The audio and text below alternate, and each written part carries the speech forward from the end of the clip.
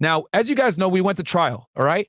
And what they did was I got the court transcripts right here of the trial. And what they did was they actually put my co-case agent on the investigation, Steve, on the stand. And I'm going to go ahead and read this for you guys, how it works when you're on the stand, okay? So AUSA Hernandez, right? This is what you call direct examination, okay, guys? And direct examination is when, let's say you're the agent and the prosecutor puts you on the stand. Is direct examination because you guys are on the same team. It's the government's witness, right? Then cross-examination is when the defense attorney questions the government witness, okay? This is why they never put, most defense attorneys will never put their client on the stand because, well, number one, they have a right to not testify, to remain silent. They don't have to say anything. And the other reason is because, let's say I go in and put my client on the stand. Well, now I also have to go ahead and have the prosecutor ask my client questions on the stand, which could be extremely problematic. All right. So, Steve Quattrochi, having been duly sworn by the courtroom deputy, testified as follows. Okay. The witness, please have a seat and state your name for the record. So he gives his name, right? And then they say, the AUSA says, good morning. Can you tell us where you're employed? He goes ahead and says, I'm employed by Special Agent of Homeland Security Investigations in Miami, Florida. What are your duties and responsibilities as a special agent? As a special agent, I'm tasked with investigating crimes involving Title 8, Title 19 of the United States Code and following immigration and customs violations. Now, guys, this is very common. When they put you on the stand, they're going to ask you what you do, who are you employed by, and what is your specialty / what authorities do you what crimes do you investigate, okay? That's to set a baseline of who the hell you are. Because remember, guys, the jury, they don't know what the fuck's going on. They're just sitting there like, okay, you gotta almost dumb it down so that regular people, everyday citizens, know what's going on, okay? Would that also include human smuggling? It would. And why are they asking him this? Because this is a human smuggling trial. And how long have you been working with HSI in this capacity? Since 2009. And then they ask him, have you received any special training to become a special agent? And he goes into his training, right? Next, they ask him, now let's turn to the matter that brings us before the court today. How did you first become involved in this case? Boom. Now let's get into it. On October 24, 2018, I received a call from a possible migrant smuggling interdiction in Miami, Florida. I responded to the United States Coast Guard station in Miami Beach, Florida. At that time, I then met up with other agents who were involved in the interdiction. Okay. And at that time, did you see, and this is the AUSA, and at that time, did you see the vessel that was involved in the human smuggling interdiction? He goes, yes, I did. And they go, and what did you do with the vessel, if anything? Upon identification of the correct vessel, I went down there with Special Agent Amru Fuddle. Hey, that's your boy right here, Myron Gaines, by the way. Even though they misspelled my name. They misspelled my name. It's not supposed to be an E at the end, but whatever. And we processed the vessel, which includes searches for evidence and photographs of the vessel. We also took the money as well. We seized the money and we put in evidence. All right. Then they go, okay, were you there when photographs of the vessel were taken? Yes, I was. And have you reviewed the photographs that were taken from the initial processing? Yes, I have.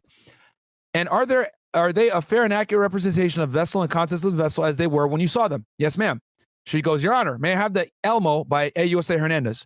Now I'm showing you what's been previously admitted into evidence as Government Exhibit 1A. Can you tell us what the photograph Government Exhibit 1A depicts? This is a photo of the vessel that was involved in the interdiction, right?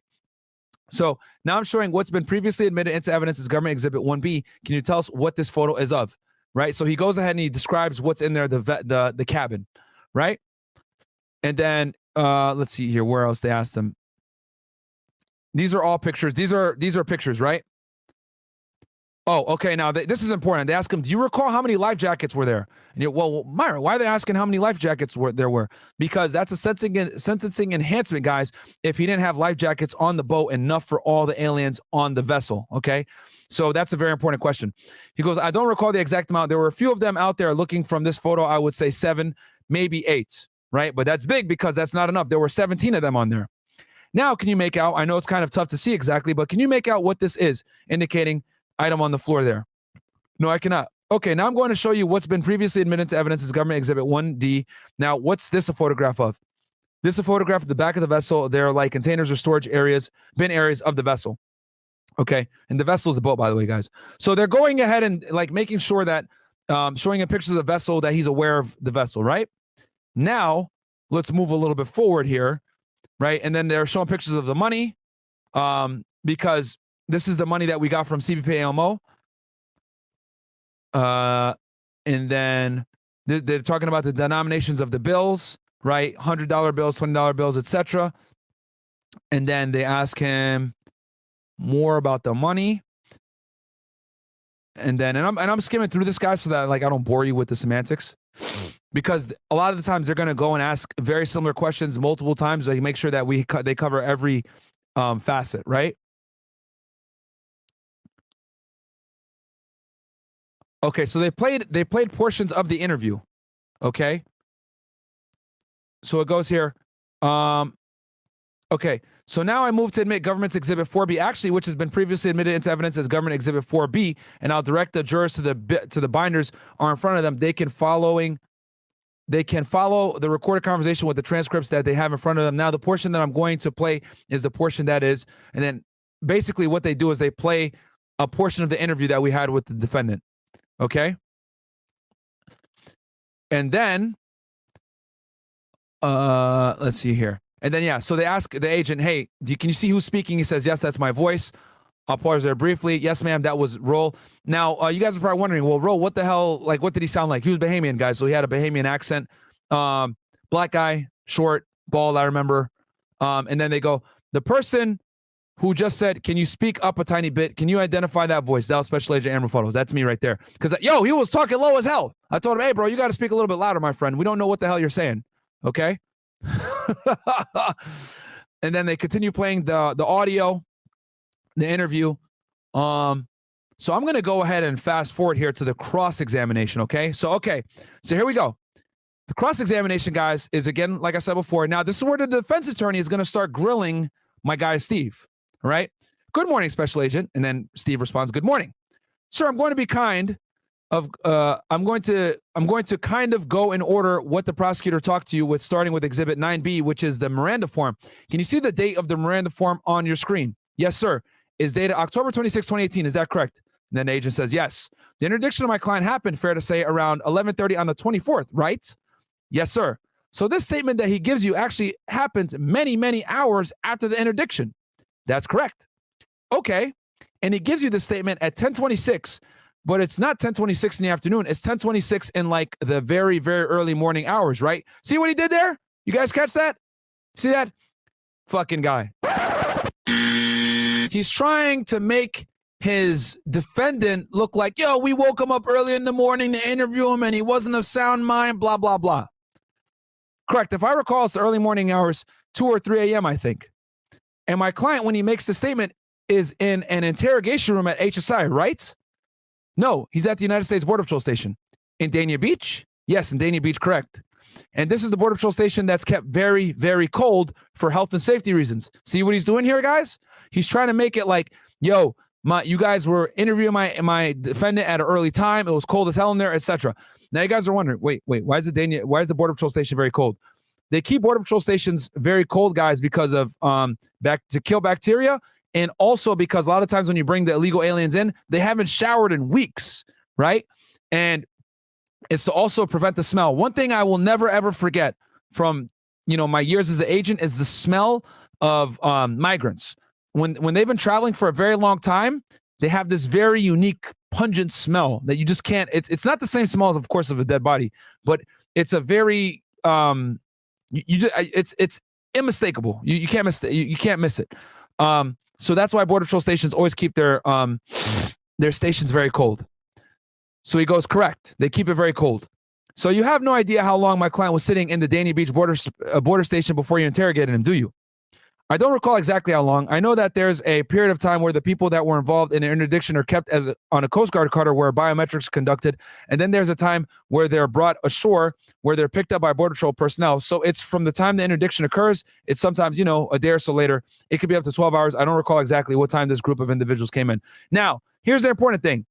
HSI, we're a different agency. We're not CBP. We're not Border Patrol. So we don't really control how the aliens are moved or stored. We just got to show up wherever they're at and do our investigation. Okay? So that's good on our end.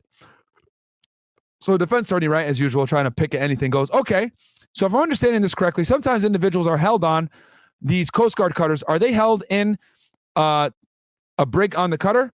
To my knowledge, no, they're not. They're kept on the deck of the cutter. Attorney goes, so outside of the deck of the cutter? Yes. He goes, all right. And so up to 24 hours may have passed while my client is outside on the deck of a cutter? I don't think it was that long, but there was a period of time he was on the deck of the cutter. And then he goes, and then he's brought to a cold police station or a cold customs station in Dania Beach. Correct. He's brought to the station at Dania Beach. And you have no idea for how long he's sitting in the interrogation room, right?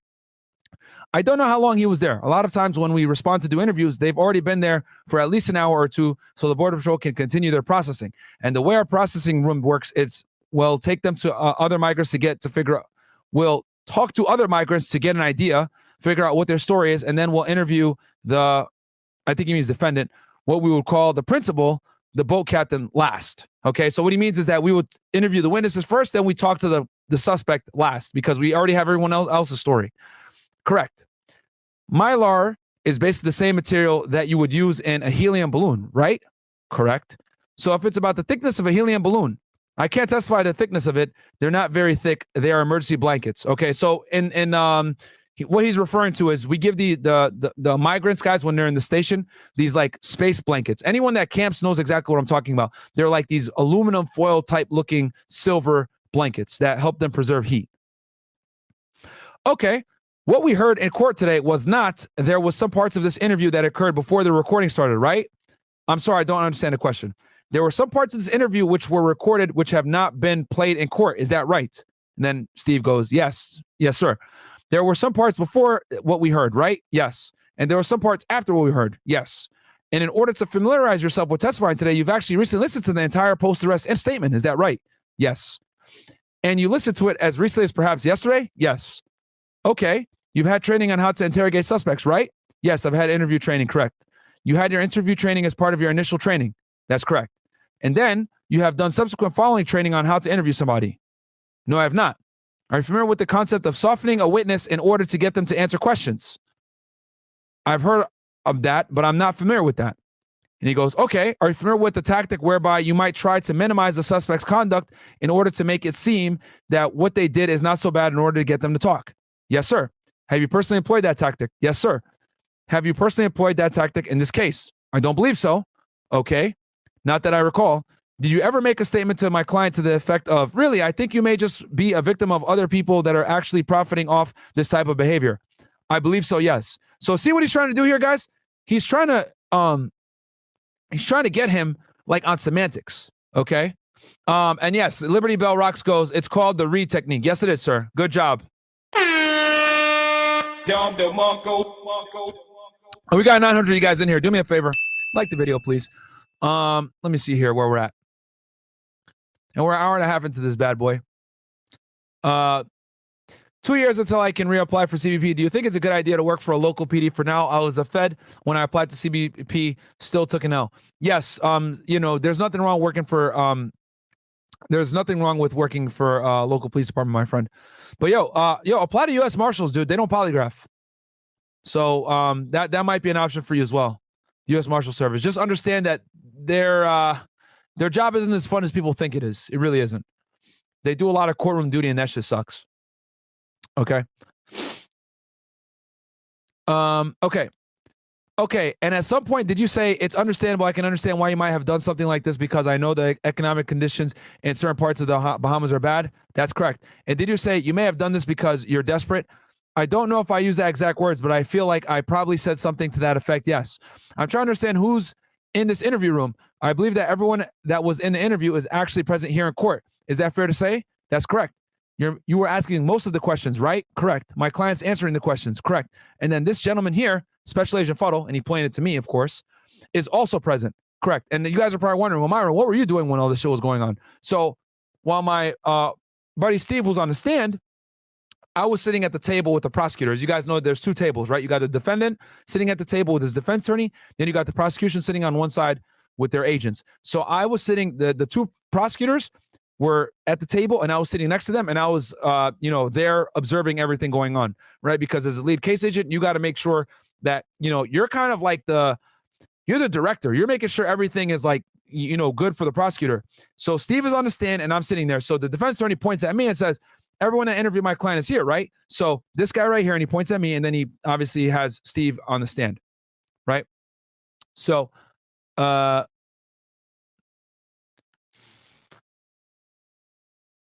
he goes, correct. who actually has responsibility for the case. Who is the case agent? Is it you or is it this special agent, indicating who it is? And he goes, it's Agent Fuddle is the case agent and I'm the co-case agent, so I would be assisting him in the matter.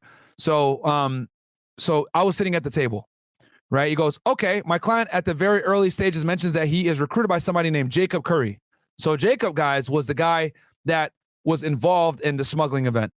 That's correct. And Jacob Curry is actually a first and then a last name, right? Jacob being the first name and Curry being the second name, right? That's correct. You never asked my client in the course of the interview, where does Jacob Curry live? Did you? His specific address. His specific address, no. My client told you, I know Jacob Curry because he actually lives in my neighborhood. That's correct. Have you ever been to Abaco? Abaco, guys, is a part of the Bahamas. And he goes, no, I have not. Have you ever dealt with the Royal Bahamian Police? Yes, I have. Do your agency have contacts within the Royal Bahamian Police? Yes, we do. So do you guys see here what he's trying to do? He's trying to divert, okay, responsibility from his client over to this other guy, Jacob Curry, who was the recruiter for this event.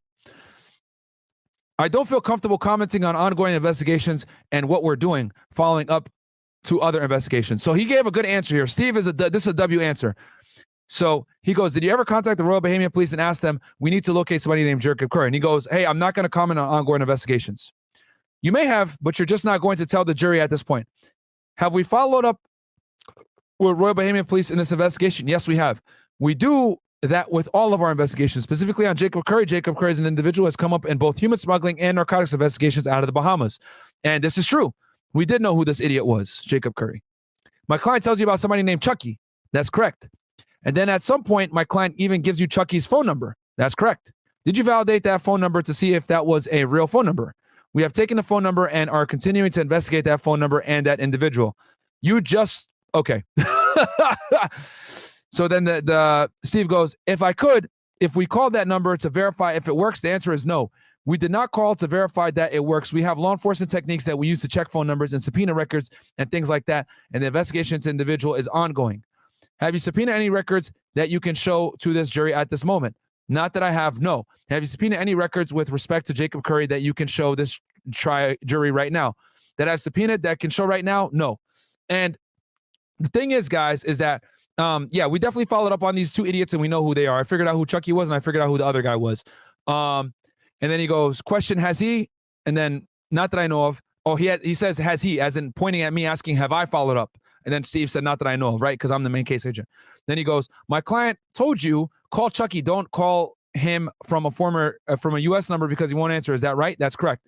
My client told when the handoff of the money occurred, it occurred in person, right? That's correct. My client told you Chucky physically handed me the money, right? That's correct. And Chucky, just so we can remind everyone, is the person who provided the boat to my client, allegedly, right? That's correct. So my client says the handoff occurred by Chucky giving me the money. It was not only at the marina, it was next to the boat, right? That's correct. And you personally have been made aware that my client left from Blue Water Marina in Bimini, right? I believe so. And you know exactly where that marina is, do you not? I'm familiar with that area in Bimini. I have never been there, but I'm familiar with that area.